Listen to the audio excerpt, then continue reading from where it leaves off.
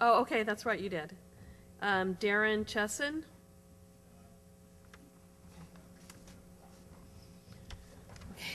Then we have Joan Hancock.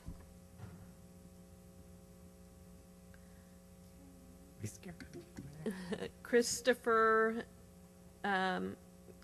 Miracle.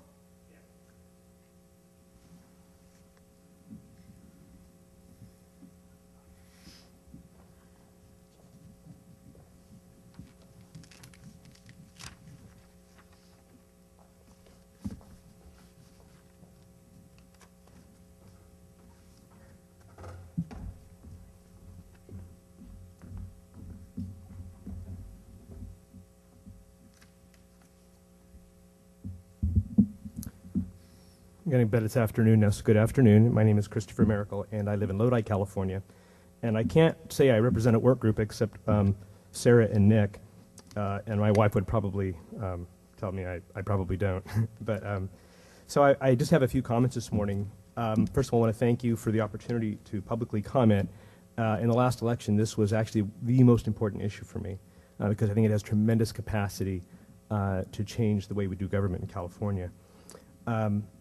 I want to have three quick questions or comments, and the first is in section 60818, and with regard to the requirement for continuous registration with a political party for the previous 5 years, and I don't know if this is actually in the act itself or if it's part of the proposed regulations, but I think it narrows the group of people substantially who might apply.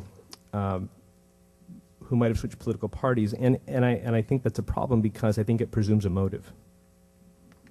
People switch for various and sundry reasons, and it seems that there is sufficient thoughtfulness and thoroughness in the vetting process after the fact to filter out anything that might be a problem because of that.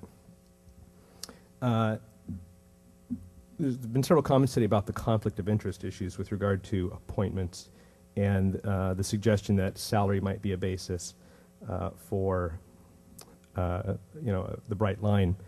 As a citizen who's been fairly non-political, except that I vote on a regular basis, I would argue the opposite. I think that the previous comments before me, that the perception of the public would be that an appointment in and of itself is a benefit, and that it's a recognition of someone who has status and influence in the eyes of people like the governor.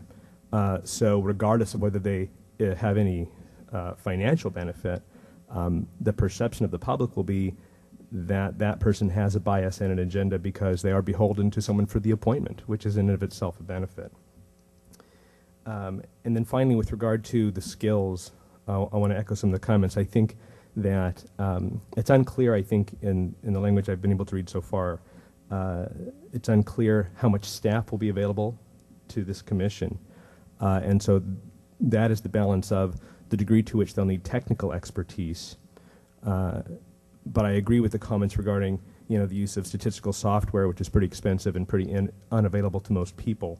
And I think, so what we're really balancing here is a group of people who have a certain degree of technical skill, but who I think primarily will be applying principles of fairness and principles of reason, and it's a value levels discussion in many ways.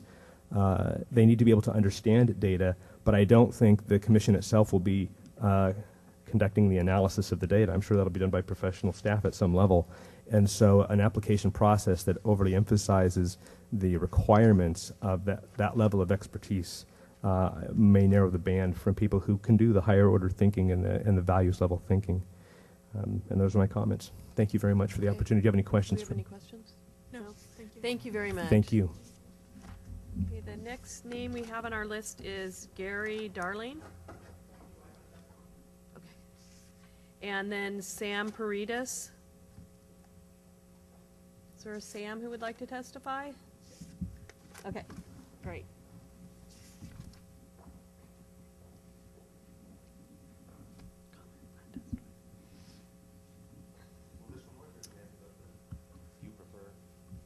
I think for recording purposes, this one's better if you can make it.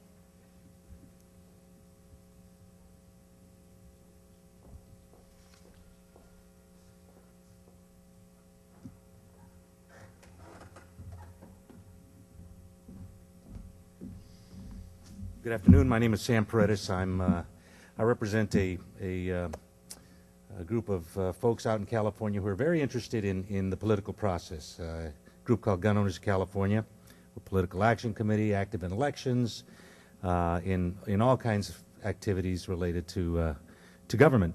And I wanted to come up here and comment and make the recommendation that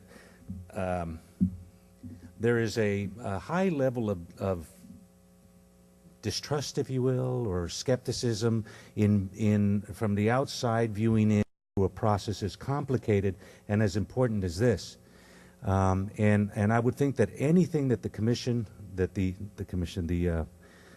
particularly the auditor's office and the selection panel does to avoid any sort of possible criticism would be immensely important.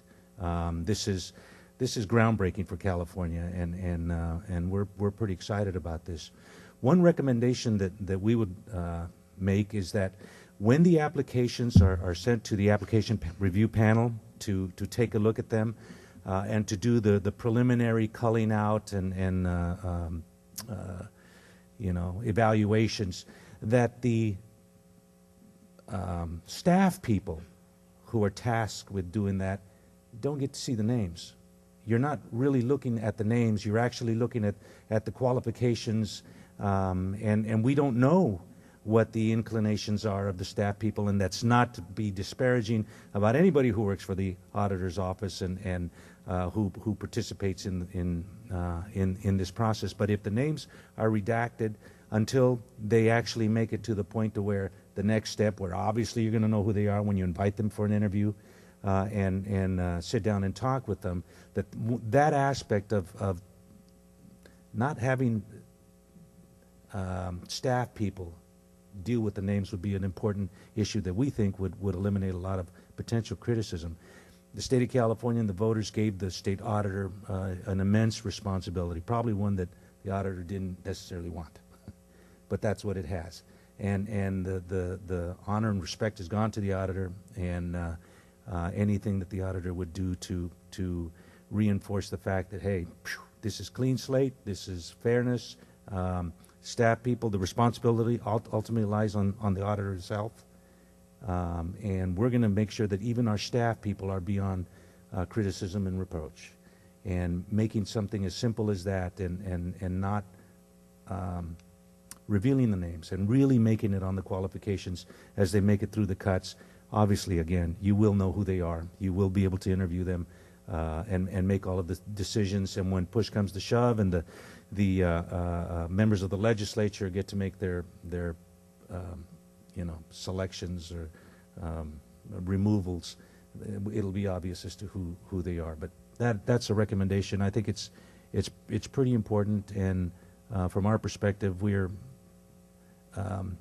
always been rather skeptical at the workings of bureaucracy, because bureaucracy for us in our organization has come back to bite us time and time again, and that's why we are politically active. So recommendation, I will submit this in writing and hope that you will consider them seriously. Thank you.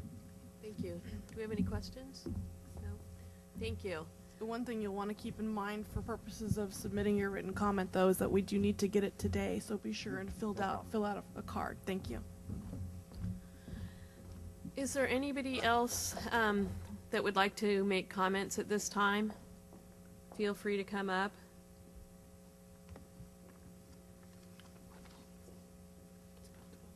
Okay. We are going to stick to our agenda because we realize that people might be wandering in because we did post the notice for 10 to 4 today. At 1 o'clock, we had scheduled a lunch break. So